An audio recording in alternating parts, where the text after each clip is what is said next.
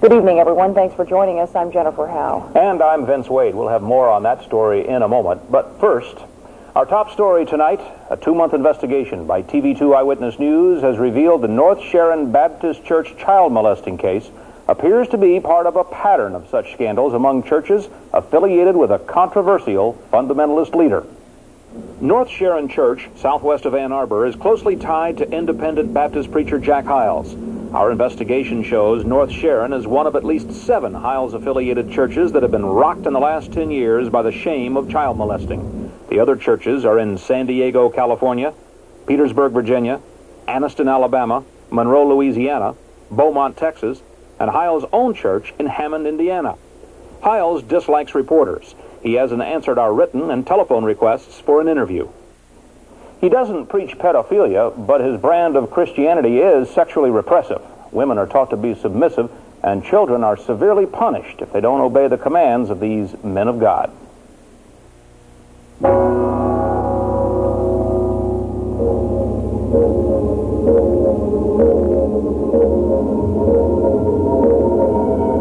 would call us in one by one and touch us.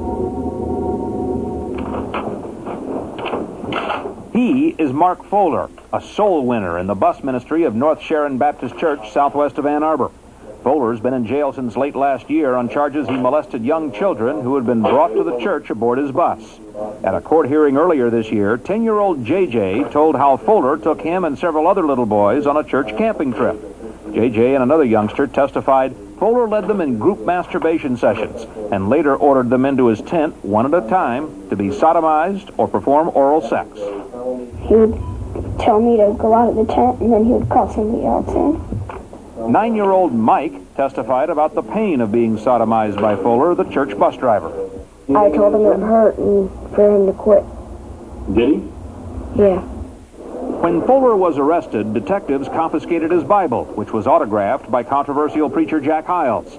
Hyles presides over the First Baptist Church of Hammond, Indiana, a fundamentalist house of worship.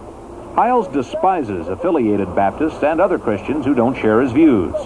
In March, one of Hyles' deacons, A.V. Ballinger, was convicted on charges he molested a 7-year-old girl in Sunday school.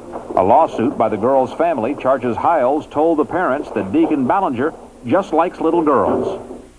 Another Hyles protege, Earl Reeves, the pastor of the Lighthouse Baptist Temple in San Diego, California, spent 8 years in prison for molesting young women and grade school girls in his congregation. In Petersburg, Virginia, Calvary Park Baptist Church youth minister Jeffrey Gerald pled guilty to charges he had sex with 11 young girls from his congregation. Gerald was a graduate of the Hyles-Anderson Bible College in Schererville, Indiana. Dr. Ronald Enroth, author of Churches That Abuse, says authoritarian congregations isolate themselves from the outside world. One way that people in leadership and can control and manipulate people is through a manipulation of sexual relationships. We see that in cults, we see it in cult-like churches, and unfortunately we see a great deal of inappropriate sexual behavior with regard to women and children especially. God's dear name, the Bible Mama used, is good enough for all of us. The Bible of Billy Sunday, the Bible of Dwight Moody, the Bible of the old-fashioned evangelists and preachers who built this nation. The reputation of preacher Jack Hyles has been spattered by the mud of sex scandals involving his preachers, his son, and himself for years. Yet he maintains a loyal national following. This leather-lunged preacher likes to call himself Dr. Hyles. It's a purely honorary degree from Pontiac's Midwestern Bible College. Ads in fundamentalist papers show Hyles has an association with churches in Pontiac, Rochester Hills, Belleville, Flint, and Port Huron, as well as the North Sharon Baptist Church. Hyles' ties to the North Sharon Church were on display last March at his National Pastor School. With hundreds of like-minded preachers from around the country loudly applauding, Hyles and Ohio attorney David Gibbs presented awards to key figures in the North Sharon Baptist Church as Defenders of the Faith. Pastor William Winiger and Associate Pastor Timothy Leonard were congratulated by Hyles, who told them he was proud of them. It's a jungle out there. And it is a jungle. But you've stood in the jungle and held your head high and stood tall. Mark Foeller's wife was given a special Christian Justice Award since her husband is still in jail facing child molesting charges. And I'm glad if my husband has to be in jail, it's for an eternal cause. Rose Carr and Maxine Teachout are the mother and grandmother, respectively, of 3 boys allegedly molested by Mark Foeller. The 2 women were appalled at the awards presentation. How can you want your husband home to live with him, sleep with him, and knowing he'd rather prefer a kid, according to all these stories? I just can't believe that. It's just like listening to the Jim Jones movie. Buses prowling for little lost souls to bring to church is at the heart of the issue. Last month at this Addison, Illinois apartment building, a Hyles soul winner was charged with disorderly conduct for chasing frightened children through the building, demanding they ride his bus to church. Laura Bowen says he followed her 5-year-old daughter into their apartment uninvited as the little girl tried to flee. We teach our children to be scared of strangers. And now this guy is approaching all kids. He wants nothing to do with adults. And that's a little strange in my book, my case. I'll take the bus kid! If I were a pedophile, and if that's where I got my kicks, and I knew about an organization like that, I would act out and I would play whatever role I had to play for somebody to put me in that situation. That's a banquet for a pedophile. We must greet them while we go. We must greet them while we go. Our story has attracted the attention of the news media in Chicago and Northwest Indiana. Today, Jack Hyles told a Chicago reporter he abhors child molesting. Tomorrow night at 11, we'll show you how women are treated by Hyles and his followers. Good evening, I'm Joe Glover. And I'm Rich Fisher. Here's our top story tonight. A special eyewitness news investigation reveals the North Sharon Baptist Church child molesting scandal appears to be part of a pattern of such cases in churches that follow the teachings of a very controversial fundamentalist preacher. The North Sharon Baptist Church continues to have close ties to Jack Hyles, a nationally prominent fundamentalist who has been described by some ex-followers as a cult leader. TV2 investigator Vince Wade is here to tell us more in a special report called Praying from the Pulpit. Vince? Well, Rich, Jack Hyles isn't as familiar to the public the way Jerry Falwell is, but among fundamentalists, he's admired and even revered. Several Detroit area churches have invited Hyles in for sermons. Those churches are in Pontiac, Rochester Hills, Port Huron, Belleville, Flint, and the North Sharon Baptist Church near Jackson. Now, that's not to say that there's a sex scandal in these churches, but they've heard the gospel preached by a man who's been accused of financial improprieties and a decades-long extramarital affair. The facts show Hyles and pastors like him have a low regard for women.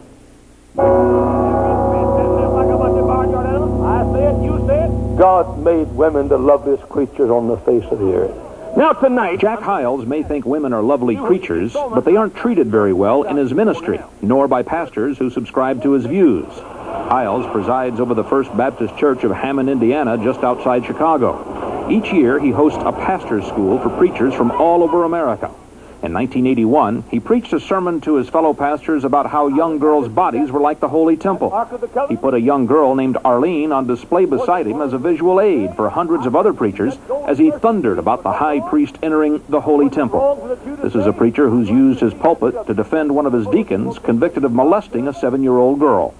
Arlene, you're very touchable for a young man, and I'm too old to even see you. But I could see why 100 young men want to touch her, couldn't you? At the nearby Hyles-Anderson Bible College, sex is always on a student's mind because the faculty is always reminding them of the potential for sin. You are not supposed to touch the opposite sex at all until you're married. I think it would be very radical to the average American woman. To understand what former student Gwen Kafitz means, listen to a dress code lecture given to new co-eds at Hyles-Anderson College. Any printing that goes, or anything that goes right across the bus line can't be worn. You got to look there to read it. That's where the letters are. But it was mentioned that you should wear Band-Aids over your nipples if you were... Had a large chest. Yes. And I don't mean to be gross or anything. You might want to even put Band-Aids in a certain place, if you know what I mean, because... Women at Hyles-Anderson College are admonished to wear T-shirts under opaque blouses so bra straps don't show. and not to wear large earrings because that's what harlots wear. Every Sunday when Hyles preaches to his congregation, this man of God has reminders on either side of him that he's a man of the world. On his right in the choir is his wife, Beverly. On his left is his reputed mistress, Jenny Nishik Corley. She's the ex-wife of one of Hyles' former deacons. The two women have ignored each other for years. The great fundamentalist who's often invited to preach in Michigan churches has all but ignored the stain on his ministry and people's lives left by the philandering of his son, David Hyles. The younger Hyles had been the pastor of the Miller Road Baptist Church in Garland, Texas, until a janitor found photos of David Hyles having sex with the deacon's daughter. David's ex-wife Paula later confided in another pastor about her then-husband's illicit affairs with women in the Texas congregation. She didn't know he was taping the call. All these women in our church thought they were the one and only. And when it came out that there were 14 or 15 of them, we had a war going on there. And raising the devil. Jack Hyles ignored his son's adultery until a Christian on the lookout for sin found photos of David's second wife in some porn and swinger magazines. Brenda Hyles' holy temple was on display in a variety of explicit poses in magazines like Adam and Chicago Swingers. The photos were accompanied by ads seeking men, ladies, or couples for group sex. Dave Froelich went to Hyles-Anderson College with Brenda. Dave, the moment you see her face, you'll know, beyond a shadow of a doubt, that is in fact Brenda. You've seen the photograph? This Michigan businessman, we'll call him Fred, knows Dave and Brenda Hyles well. That's Brenda Hyles. Yep. I feel badly for her. I think she's been used in the worst kind of way. Jack Hyles was forced to face the bare facts from the pulpit when Schererville, Indiana attorney Voyle Glover, a former Hyles follower, put the photos on a flyer and led a Hyles loyalist to believe they'd be distributed at Hyles' 1991 pastor school. I was totally shocked. I could not believe the sin the boy committed. They're going to walk up and try to hand you something. I'd prefer you wouldn't look at it. It is absolutely the most revolting, disgusting thing you've ever seen in your life, but it's true. My wife would leave on weekends. This man says his former wife was used by David and Brenda Hyles in their group sexcapades. It destroyed his marriage and his ex-wife's life. My wife became intimately involved with both David and Brenda and numerous other men in the church that Dr. Hyles had endorsed as being spiritually astute people. A number of people, because I know them personally, went to Dr. Hyles about the actions of his son, and for whatever reason, he failed to act. He failed to restrain his son. Jack Hyles, who has used his pulpit several times to vigorously defend one of his deacons convicted in March of child molesting, has responded to our story by telling a Munster, Indiana newspaper that convicted child molesters should get the death penalty. Apparently, Hyles has changed his mind about his deacon, who faces sentencing on June the 10th. Rich? Vince, what are the followers of Hyles saying about all this, if anything? Well, they're in the dark about it for the most part because Hyles has conditioned them through mind control and brainwashing over the years not to listen to anything bad, that he's always for the accused, never the accuser, and you shouldn't listen to any bad reports, as he calls them. All of this, as critics say, is a recipe for cover-up, and so a lot of them are just totally ignorant of this and will be shocked if they saw it. More tomorrow. More tomorrow night. All right, Vince, thanks. Good evening, I'm Joe Glover. And I'm Rich Fisher. Here is our top story tonight. Eyewitness News has learned a group of fundamentalist churches around the country have a pattern of abusing children.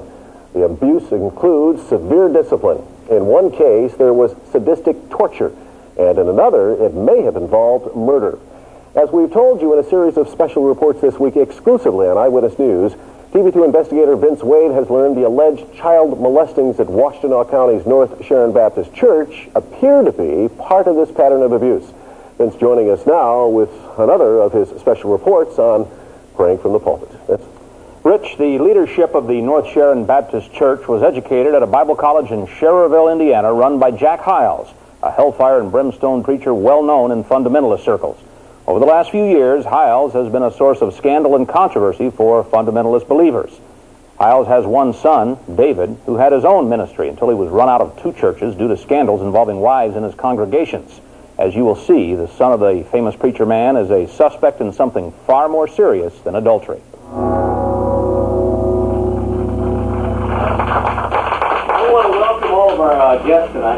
David Hyles set out to follow in his father's footsteps, but his zest for women cost him his pulpit and his first marriage.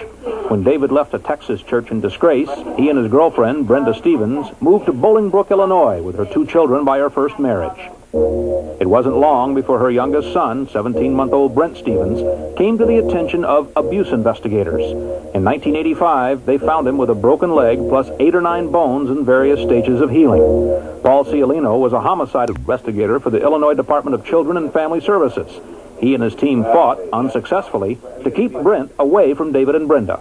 I wasn't concerned this child was going to be abused again. I was concerned this kid was going to wind up dead. That was my concern. His concern was justified. A few months later, Brent Stevens was found dead in his crib. Due to bureaucratic bungling, an inconclusive autopsy was done at a hospital instead of the morgue. But at the inquest, David Hyles invoked his Fifth Amendment right against self-incrimination. Brenda, the mother of the dead child, was a no-show. As for the status of the investigation... This case is an open case still today. And nothing's been done. Can anything be done with this? Absolutely. It's a murder case. I would even go further and say that if I could get David and Brenda in a court of law, they'd both get convicted of murder. Without a doubt. I have a dead child with a history of abuse, and I had 2 people who were the only people access to that child that night. And I would almost bet that 12 of their peers would convict them on almost that evidence alone. And the power of God and the soul... The suspect's father, Jack Hyles, preaches a brand of religion that emphasizes the old adage, spare the rod, spoil the child. At North Sharon Baptist Church and Christian School, southwest of Ann Arbor, Hyles-style discipline put them in a 1989 lawsuit over the severe spanking of a student. The church settled the case out of court. The punishment victim was 17-year-old Stephen McIntosh, then 11, who says he was wrongly accused of a playground mishap. Mr. Palmer put his hands on my neck and held me down, and Mr. Tompkins propped his feet up against the back of mine to hold me there, and they spanked me. The spanking was so severe, the inflammation lasted 11 days. Jared Gubber used to attend the grade school and junior high run by Jack Hyles in Schererville, Indiana. The principals, when they got new paddles, they'd bring them into the chapel service and show them to the kids, like, hey, look what I got. They used a paddle that almost looked like maybe an enlarged ping pong paddle. It was wooden, and it had holes in it, and they called it Big Red. At Calvary Baptist Church in Petersburg, Virginia, the Christian school principal, Daniel Gerald, was charged in 1984 with assault and battery against a 10-year-old. He had used a special wooden paddle. In at least one case, a pastor who had been trained in the Jack Hyles system crossed the line from severe discipline to sadistic torture.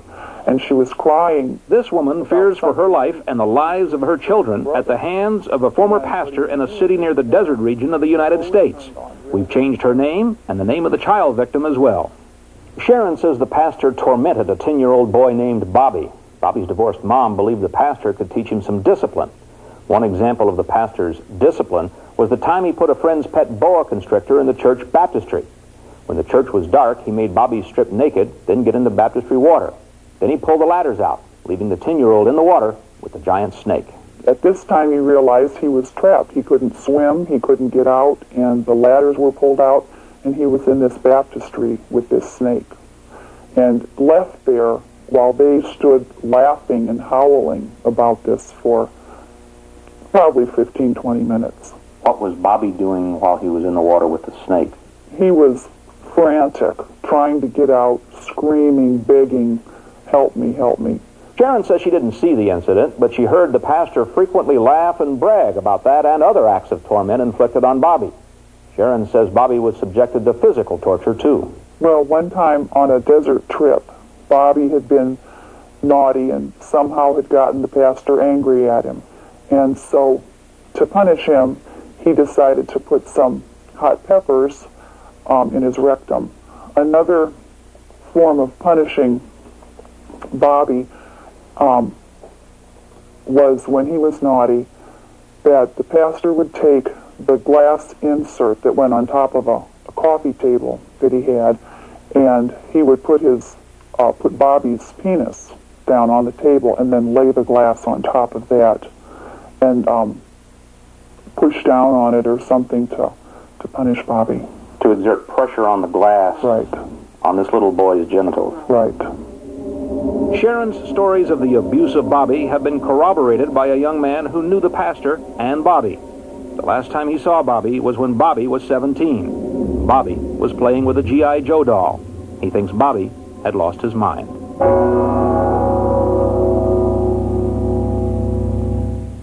Another religious leader became famous for using special paddles and excessive discipline on children. His name was David Koresh. Tonight, Jack Hyles told the Associated Press the allegations in our reports are, quote, vicious lies, all of them. Hyles has not acknowledged our request for an interview. Tomorrow night at 11, the facts behind claims Hyles is running a cult without a compound. Rich? I have to believe you're getting a lot of reaction from this series of reports so far. Oh, tons of phone calls. Some people saying they're glad we're doing it, but we're having an organized phone campaign that the Hyles-Anderson students have conducted. These are some of the phone messages from all over the country. People that haven't seen our report are calling in saying it's all a vicious lies, and that's interesting that people that haven't seen the facts are just calling in with blind faith, like a cult. It sounds like an organized effort. Oh, it is an organized effort. These students have been told to call in. It's organized. All right, more tomorrow, Vince. Sure, thanks.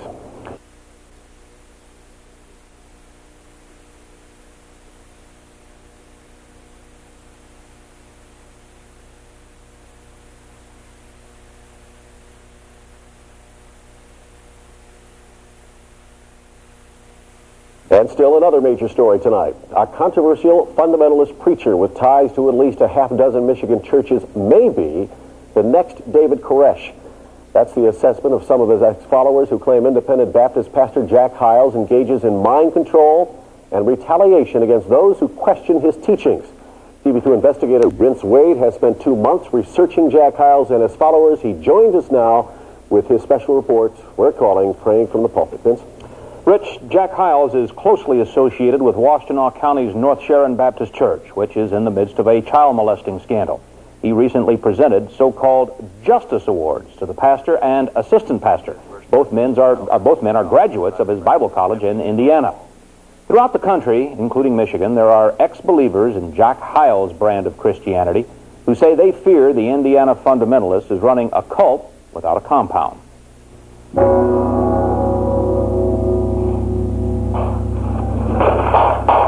Tell me about what's going on now,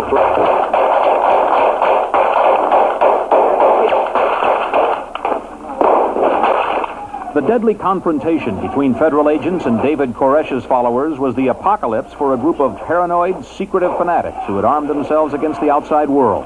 David Koresh convinced his believers he was God on earth. Fundamentalist preacher Jack Hyles doesn't claim he's God, but he's convinced a lot of people he's the next best thing.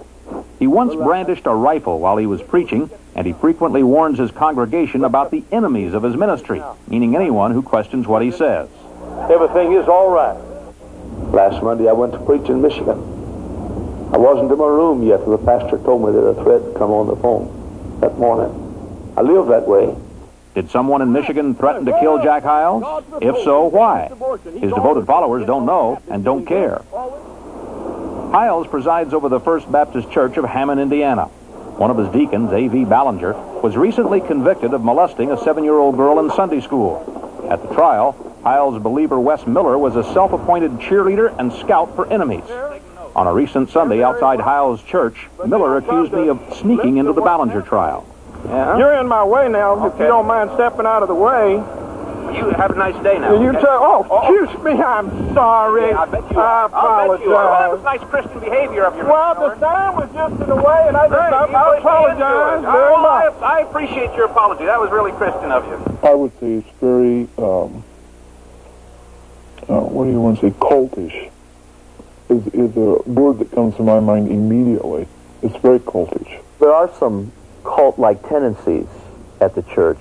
Perhaps these former church members recollect Jack Hyles' 1990 poison sermon. I have some poison I plan to pour in here. Notice the bones and the skull there.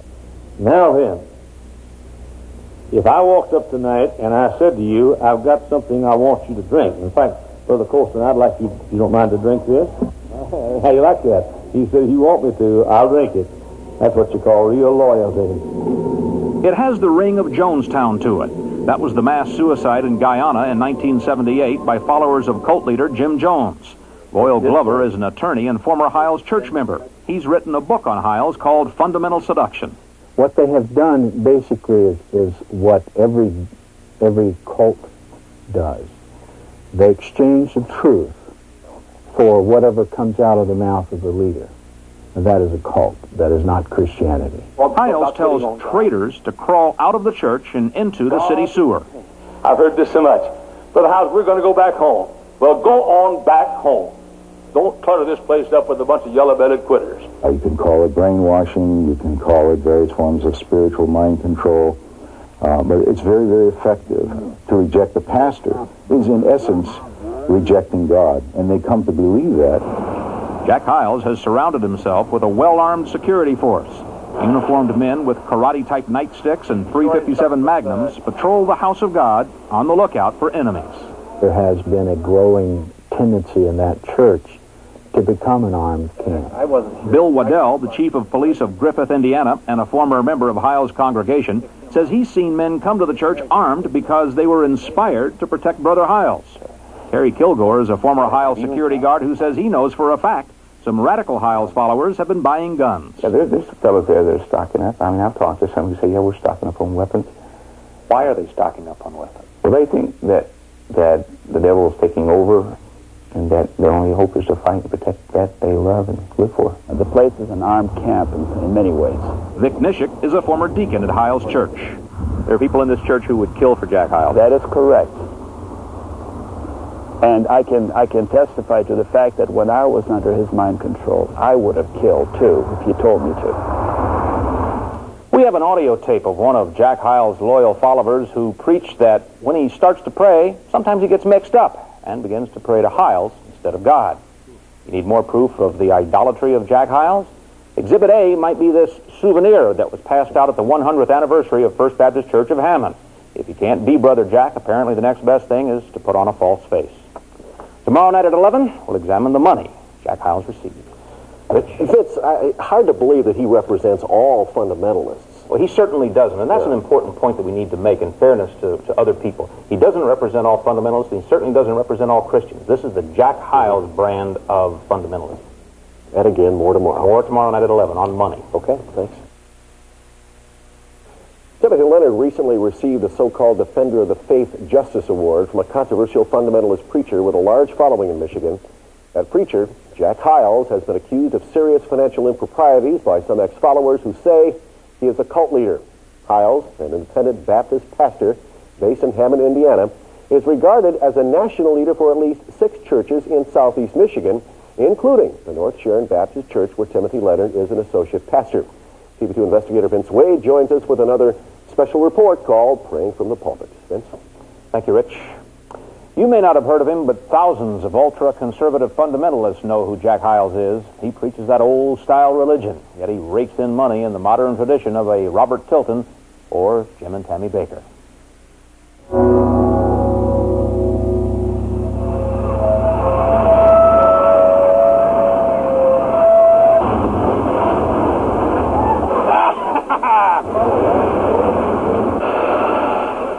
Thank God for the Pope. He's against abortion. He's always been for getting all the Catholics he can get. Brother Jack Hyles likes to boast he runs the largest Sunday school in the world. He may be right.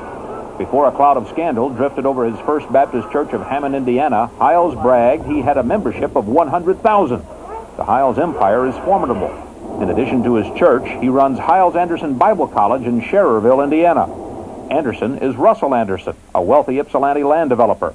He's reportedly donated millions of dollars to Hyles over the years. His secretary says he's been on an extended trip and not available for an interview about his relationship with Hyles. Most of Hyles' followers don't have Russell Anderson's deep pockets, but it's not uncommon for believers to donate 20% of their income to Brother Hyles. The only person who knows where the money goes is Jack Hyles. He's said from the pulpit he spends the money that comes into his ministry any way he sees fit. The deacon board at First Baptist of Hammond is described as a rubber stamp for Hyles. They fear disagreeing with him because they fear that they're disagreeing with God. Child support payments to Jack Hyles' former daughter-in-law, Paula Hyles, are an example of the preacher's questionable financial practices. When Hyles' son David fell behind on his payments, Paula began receiving payments from a church checking account. First Baptist of Hammond appears to be in violation of IRS rules for tax-exempt organizations. Bill Waddell is the police chief of Griffith, Indiana. He was a deacon in Hyles' church when the child support was paid with church funds. Did you ever see these or hear about these monies being paid out? No. You think any of the other deacons did? Not that I'm aware of. And they've laid the foundation.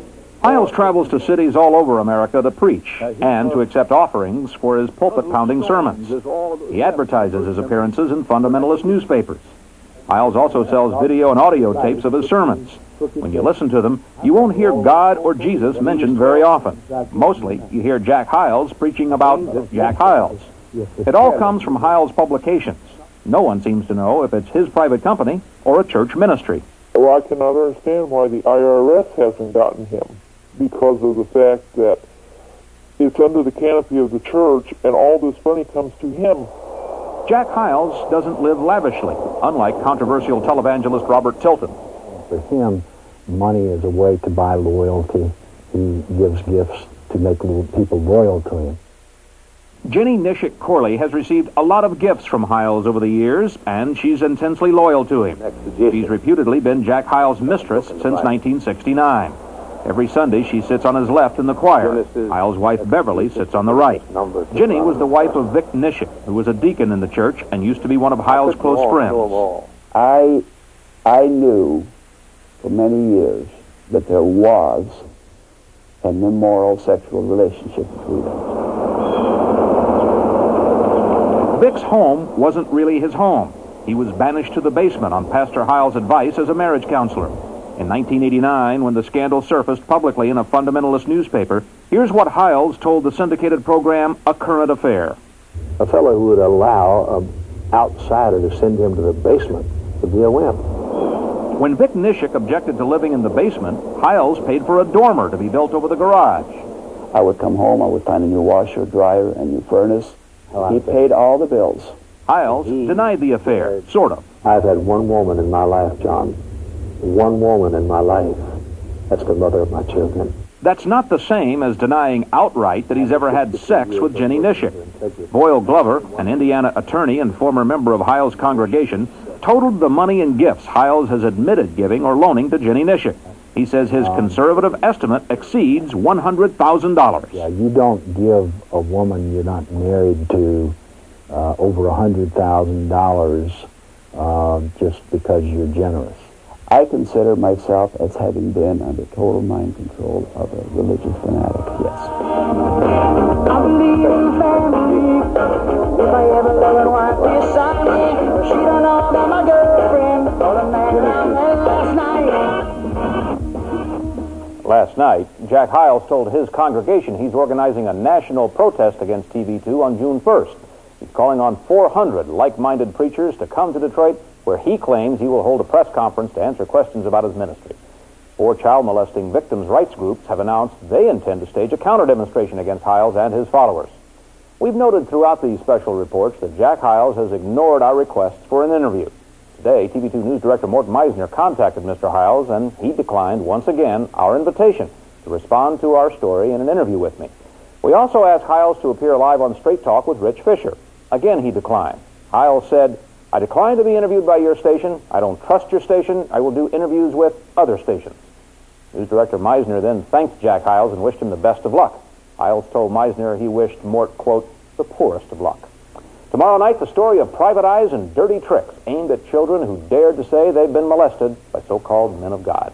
Rich? Well, Ben's invitation stands for him to appear on Straight Talk. Do you think he is really serious about doing interviews with other stations, other members of the media? Well, he may. The key question for us is if he comes to Detroit and he says he's going to hold a press conference, people that are watching this program tonight should pay attention to whether or not he meets with the reporters privately or whether he decides to do this with a gallery of people going amen and right on preacher. Because if he does, then he's posturing and doesn't really want to answer the questions. So that'll be the key. If he does show up here June 1st, people should be watching to see if he talks with us privately in a professional press conference setting. Okay. Your final report tomorrow. That's right. All right. Thanks, sir.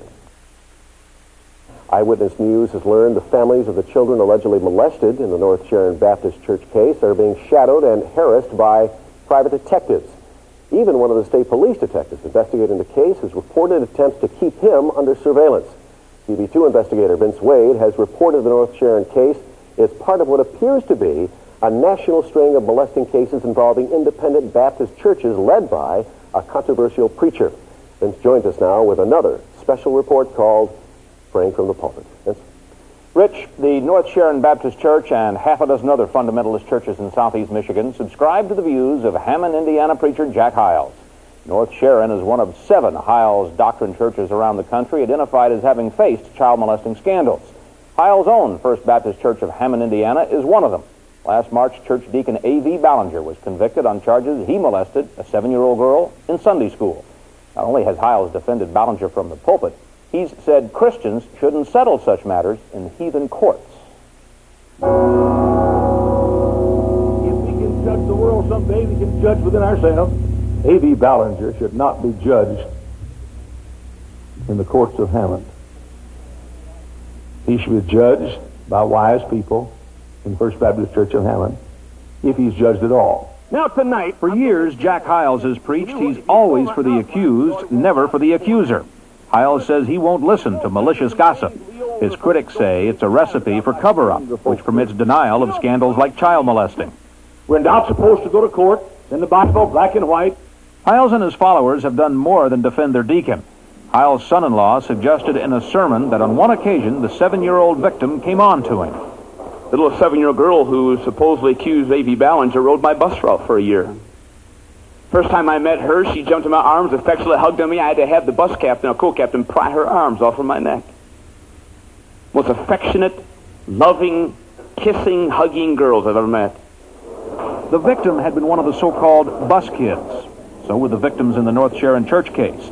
The pastor and associate pastor of North Sharon Church graduated from Hyles-Anderson Bible College, where students spend long hours using buses to go soul winning in poor neighborhoods. The results can be seen at Hyles' First Baptist Church in Hammond, Indiana.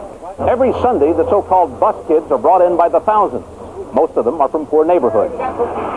Poor children are targeted because their parents view it as Christian babysitting, and young minds are impressionable to indoctrination.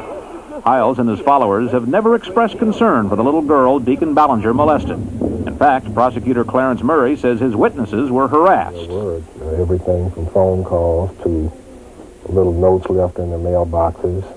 It's the same story in the North Sharon molesting case. Lieutenant Gary Kregelka commands the Ypsilanti State Police Post, which is handling the investigation. We have private detectives who have been contacting the parents of victims, who have been videotaping the victims, these child victims, as they play with their playmates, take pictures of them as they get on and off school buses, and so on.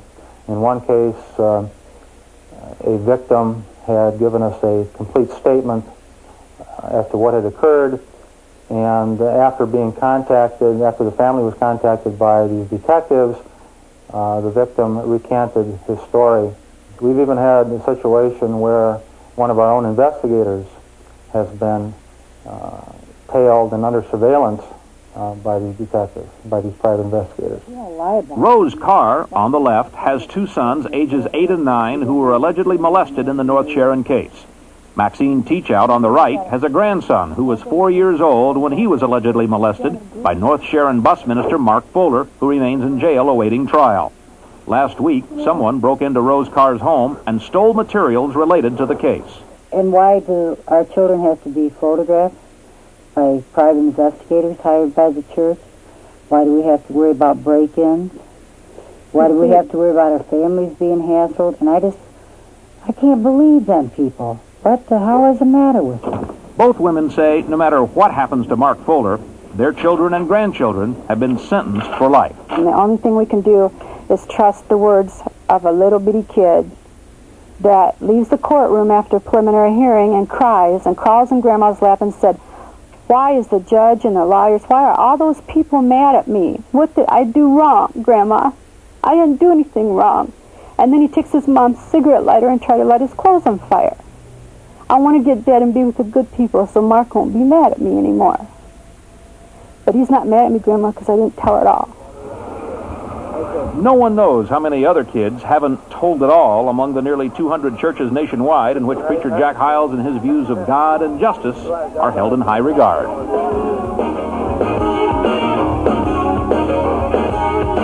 Won't find me practicing while I'm preaching.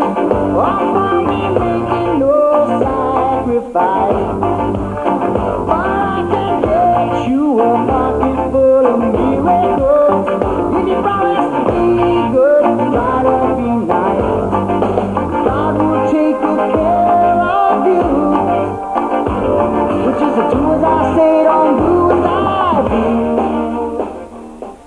Jack Hyles told Indiana reporters our special report has a...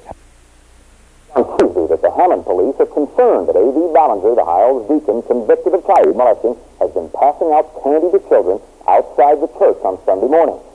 Ballinger reportedly resumed his church bus route the weekend after he was convicted. He's to be sentenced on June the 10th.